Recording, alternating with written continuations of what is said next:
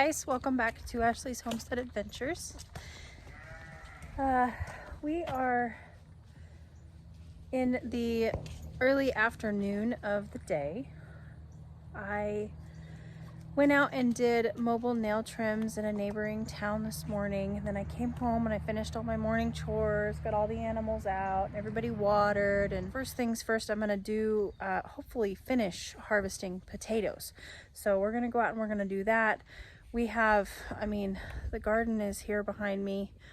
It is lush and beautiful, but like right behind my shoulder that is nothing but weeds. There's onions in there that need to be harvested, but I've got to pull the weeds to find the onions.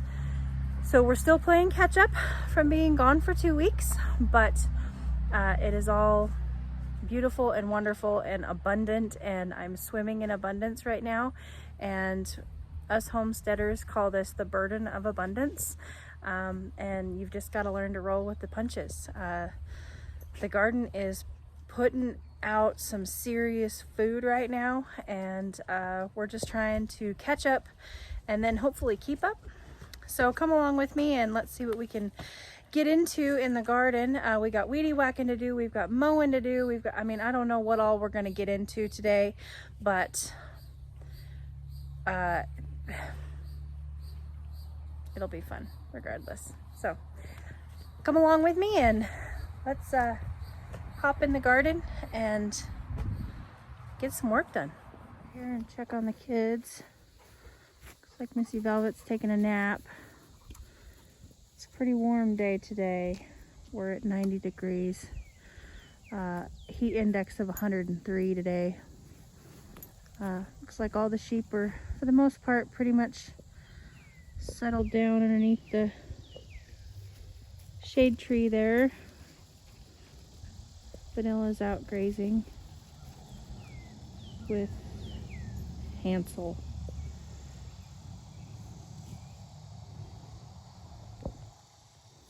Chickens are holed up underneath the camo coop, and we are headed out here. Everything is quite overgrown. I haven't gotten to all of the mowing quite yet, but or weedy whacking. I've been trying to get the animals caught up and of course work caught up. But we only have a few buckets left out here to harvest. My neighbors were kind enough while I was gone. They harvested half of the buckets, more than half of the buckets actually. She told me it was half, but she did more than half. And I think it's cute. I planted this seed, from seed. I planted this cute little watermelon, and it didn't grow at all because the potatoes were so big that it was just shading them out. And now it's just this little leggy seedling. I think it's cute. I'm just gonna let it do its thing. But so we've got all these buckets are harvested now, and we just have a few left here. Looks like we've got white Kennebec, a red Pontiac, and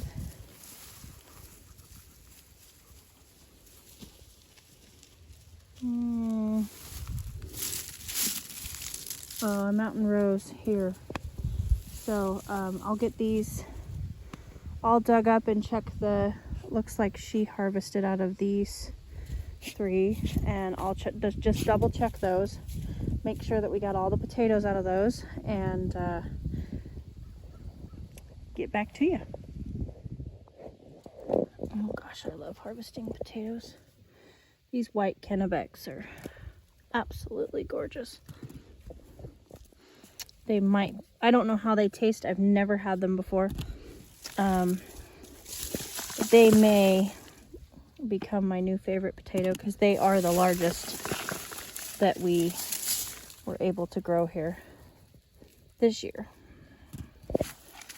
But I did grow a half-pound red Pontiac, which is That's a big red potato, so that was good. Okay. Oh yeah.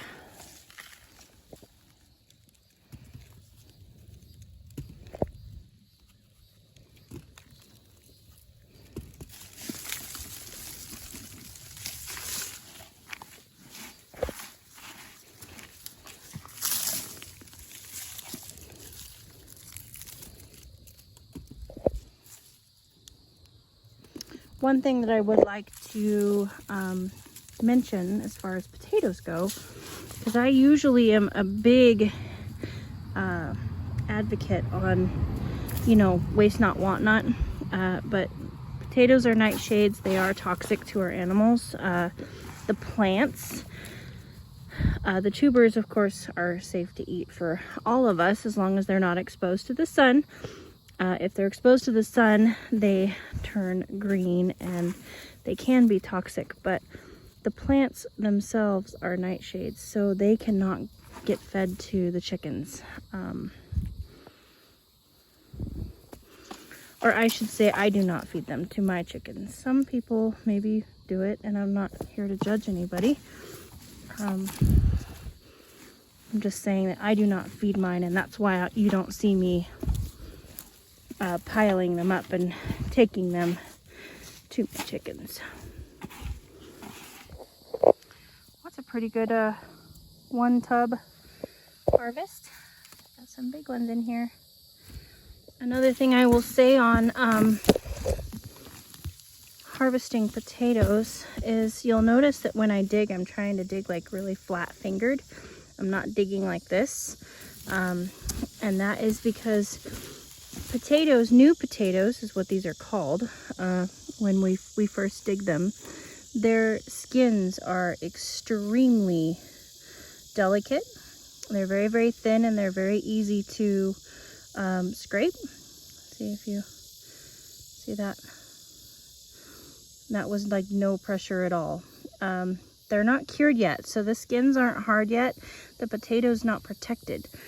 So when you dig your potatoes, you want to make sure that you're digging gently and with your fingers flat, not with your fingernails, so as to avoid scraping them up too bad. Now, I'm not going to tell you that, you know, if you scrape it up to throw it away, that it's no good, that it's going to rot. That's not true.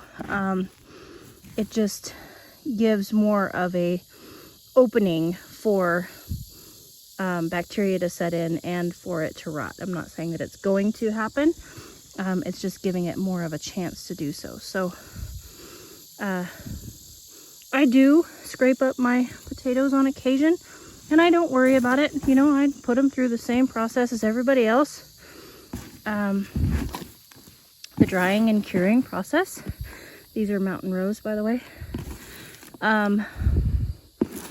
But it's good to know that potatoes don't come out of the ground tough like we buy from the grocery store. They come out of the ground very tender skinned, and they have to cure for 2 weeks in a cooler, dark area before their skins toughen up.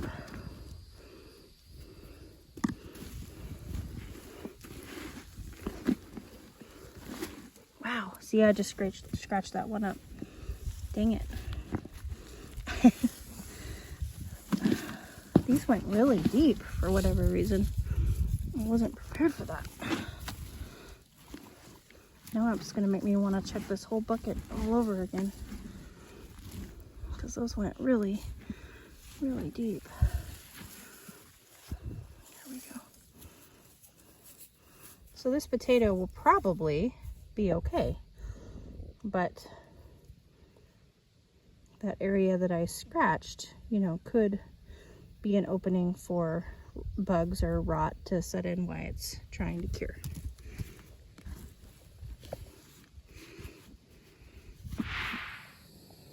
Okay, that is the last of the first round of potatoes. We may do a second round. I see another little dude. We may do another, but I'm gonna have to, of course, replenish these pots because potatoes are heavy feeders, so these pots will all have to be replenished. And we do have some strawberries growing down here, albeit I need to find them again. But we do have strawberries growing down here, which is good. Went ahead and turned the water on, and I know that some of you are thinking, why in the world did she turn the water on for empty buckets? Well, it's because I plan on planting in those buckets, and one of the key things to keeping your soil alive and healthy is by watering it. If you let it dry out too much, it becomes hydrophobic and it won't retain water because it has no life in it. So I want the soil to have life in it, and also obviously my strawberries are down there, so they need water. And instead of watering for 2 hours like I generally do with the potatoes in, I'll just go ahead and water for 1 hour, just enough to keep some life in the soil and get my strawberries watered. But that is why I'm turning water on an empty bucket. It's important to care for our soil.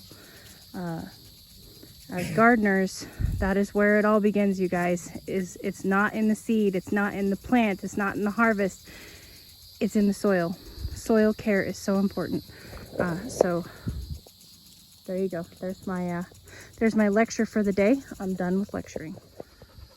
Okay, next thing for me is to start working on the raised bed garden, and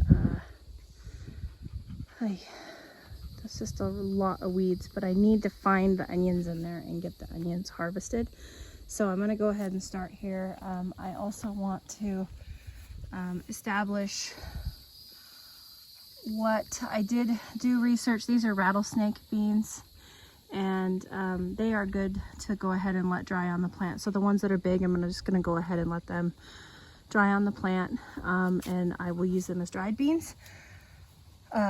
But I need to just kind of start working my way through and weeding, and you know, this garden is used to getting weeded every day, and I was gone for 2 weeks, and the girls did a beautiful job of watering it and treating it with DE and all of those things, and pulling off, you know, spent dead leaves, but it hasn't had its gardener. So I need to find my garden again, and it's wild and crazy and lovely and beautiful. So I'm gonna start by, like, these guys, too big. These guys, yes, I will eat these. I will eat those. I'm just trying to see if there's any. The sunshine is a lot. I'm gonna start sneezing here soon. Let's see here.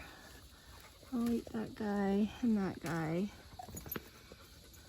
I'm gonna leave all these big ones for dried beans. You know, anything that's kind of lumpy is gonna be tougher to eat, and so I will leave those because I have so much other food to eat. I'll leave those for dried beans for winter eating.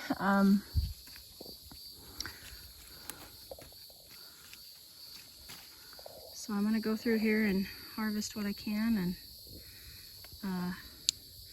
dig around a little bit, maybe do some snacking, and I'll be back.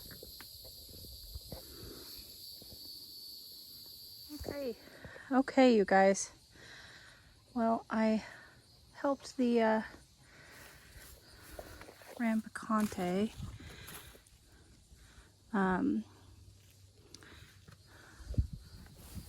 out a little bit. He was going a little bit crazy out here on top of all the onions and stuff, and this is what I got cleared so far. We have a whole barrel of weeds for the chickens, and we have a whole basket of onions to set out to dry. So I'm gonna go ahead and take this basket in and get it unloaded, and there's potatoes on the bottom that we just harvested, so it's a little deceiving. The potatoes that we harvested together are still in there. I didn't empty it out, so it's just on top that's onions. So anyway, I'm gonna get them all laid out for you, and we'll go through our entire potato harvest. together. Okay, so here's the potato tables. I haven't done any weights yet. I forgot to weigh them as I was unloading them, and you know, it was one of those things where my farm sitters and neighbors had harvested a lot of them, and they were just in boxes, and I just, being behind, I needed to get them out and laid out, curing. So I totally forgot about weighing them. I have weighed a few. For instance, I weighed this. This is a red Pontiac, and I did weigh this guy, and this guy is this is a ½ pound potato. So that's a big red potato. This, let's see, where is he? This guy right here. No, that's not him. It's one of these big dudes. Maybe it's this guy. This guy here weighs 9 ounces, white Kennebec. So, I mean, that's a decent sized baker. My russet potatoes did not do great. I had a lot of baby russets. So I don't think I'll be growing russets again here in the South. And then we also have these rose golds, and they're beautiful. They're rose on the outside. They have a rose colored skin, and then they're white on the inside. They're supposed to be very comparable to like Yukon gold, but they got scab really bad. And you can see here, this is what a potato with scab looks like. And scab is just, it's a skin bacterial infection of a potato. And, you know, for lack of a better way of explaining it. And so I will not be growing the rose gold again because of that, because the skins are all beat up and gross, and I'll have to trim a lot of the skin and a lot off of these to eat them or to preserve them, to can them. Here is one of the rare ones. This is what scab looks like on a white potato. And most of these don't have that. So this was a, you know, a weird occasion. The mountain rose, these look like a red Pontiac potato on the outside. They're a little smaller, but they are rose colored on the inside. Their flesh is pink. And they did well. I'm not complaining about these guys. And I've got more of them over here. So on this table, sheesh, let's see if I can tone this down. There we go. So on this table, all of these are red Pontiacs, and the red Pontiacs did great. I will definitely grow them again. I only had, I think, 3 potatoes of the Purple Majesty. And so that's what I got out of 3 potatoes. So I'm not going to complain about that. The thing with purple potatoes is they're really, really delicious, but if you decide to can with them, they dye everything purple. So if you were to make like potato leek soup, it would be purple. So just an FYI, if you plan on growing purple potatoes, it's really cool for the authenticity of it, and you know, just to be different, and to be able to serve purple potatoes. That's really cool. If you have friends over or company, it's kind of fun to do that. But just know that if you're growing things to preserve, that your purple potatoes will dye whatever you're canning purple. We got some Yukons here, not a ton of Yukons, but we did get some Yukon golds. And Yukons just don't, I mean, they don't do terrible here, but they just don't grow very big. This right here is my biggest Yukon. That's just not very big. So these are my favorite potato, but if the Kennebecs turn out to be as yummy as Yukons, I will turn to the Kennebecs, because these just don't get very big, and they don't produce a ton. So again, small russets.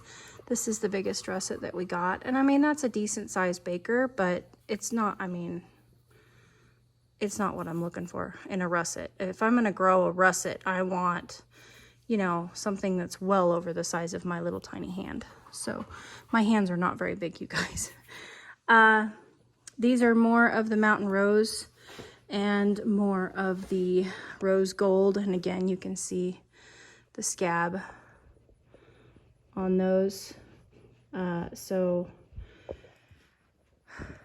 this table holds everything that I grew this year. And so I will tell you, for North Central Arkansas, my first year being here as a gardener growing potatoes, I will tell you, I will not grow russet potatoes again. I will grow mountain rose. I will not grow rose gold because of the scab. I will grow red Pontiac. I will grow purple Majesty. And I probably will not grow Yukon if the white Kennebec tastes as good as the Yukon. So these are my potatoes that are drying. And then these are the onions that we got out today. So we've got some sweet yellows and then some whites. I'm debating on, I think I may go ahead and braid these. These are, they dried out too much for me to be able to braid them. So we'll just have to let these finish curing. I'll let them sit out for, probably, I would say at least 3 weeks, 2 weeks, 3 weeks, a month, somewhere in that range. And then we'll get them boxed up to store in a cool, dark place. There you go. There's our harvest for today, and there's our potato harvest for the first round of potatoes. We'll see if we do another round.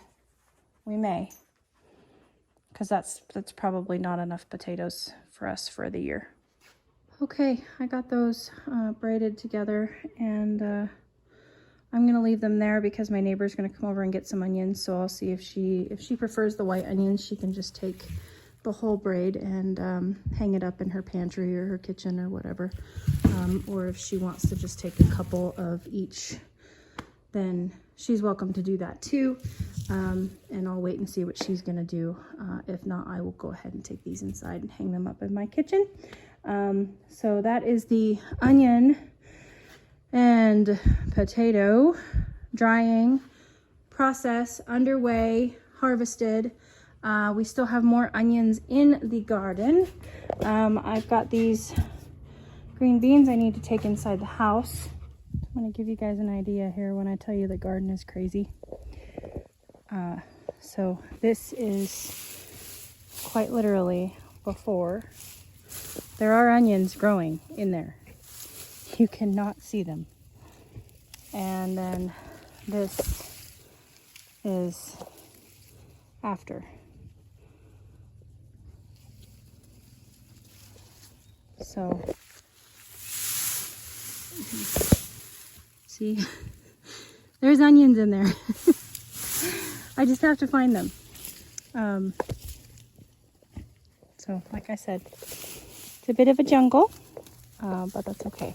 There is beautiful abundance in this jungle, and I am blessed to have this garden. And I'm blessed to share it with you guys. So that when you guys see my garden and you see all of these weeds in my garden, you go, oh, I'm so glad I'm not the only one. Let's weed the garden together.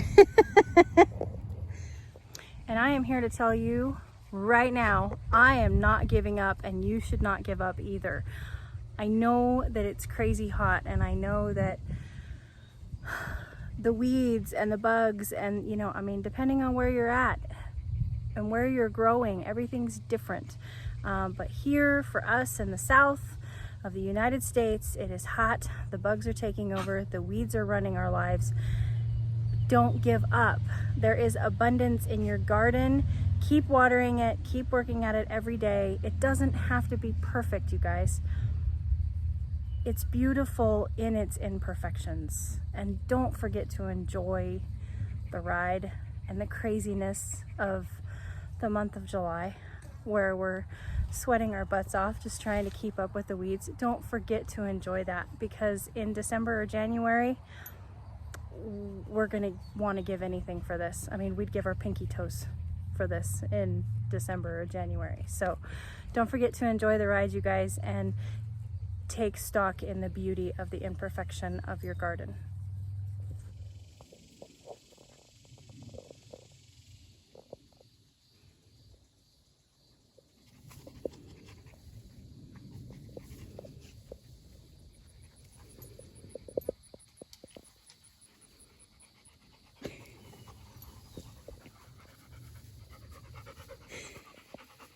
We should all have more moments like Casey Hops does. Not a care in the world. My wheelbarrow is now full. My alarm just went off for the market garden sprinkler, so I'm going to change the sprinkler to over on the tomato plants because they were getting a little bit leafy curly today. And God, that sunflower is just absolutely astonishing. So we made some serious progress today on the garden, but it is time to move on. I'm gonna go change the sprinklers real quick, and then I'll take you with me to go feed the chickies the greens. Oh, they get excited about garden snacks. You're gonna notice one off-colored chicken, the odd man out, and he is a rooster from the tractor, the pasture tractor that needs to be culled. So he's in here to make it a little bit easier to catch him when that time comes. So he's hanging out in here with everybody, enjoying garden scraps, and until his day to go to the freezer comes. But he's a beautiful boy. He just looks really funny next to all these barred rocks. One speckled Sussex in the mix of the barred rocks. Oh, they love garden scraps. It's awesome. Okay, I'm out in the orchard now, and everybody has just had a good dousing of BT because I've got some lacing going on my trees, and you can see that the Japanese beetles have decided to come over and hang out on my trees. So everybody's gotten some BT today. They had DE a few days ago. Check out these. What are these, you guys? Look at that. For a wildflower growing in my yard, that is one exquisite flower. It's probably like incredibly toxic or something, but it's beautiful. And this will give you a little bit of an idea, because you guys, those of you who are used to being around here, know what my orchard usually looks like, and you can see how overgrown it is at the moment.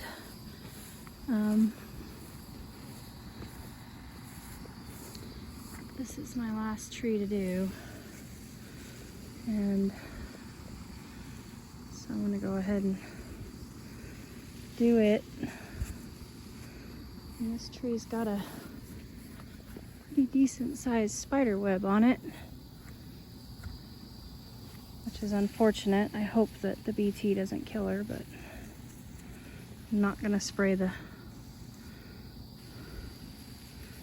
spider web directly, but I've got to try to get control again. I don't know if I will or not, but I'm not going to stop trying. Oh, look at how deep. It's my yard.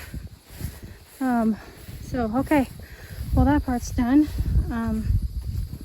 Now it's on to weedy whacking and mowing. Okay, weedy whacking is done for today's battery's worth. We got to the water there, and then over here next to the driveway and to that first rhubarb. So that's good. And I am sure that I am covered in any number of yicky things. My hair's all frizzy. I'm gonna go in and take a water break, and then I'm gonna hop on Ruby and get some mowing done. So I hope you guys are having a beautiful day, and I thank you so much for coming along with me on my farm and in my life, and supporting us and our channel and our farm. I will catch you guys on the next one. Stay cool. Have a great day. Yours truly.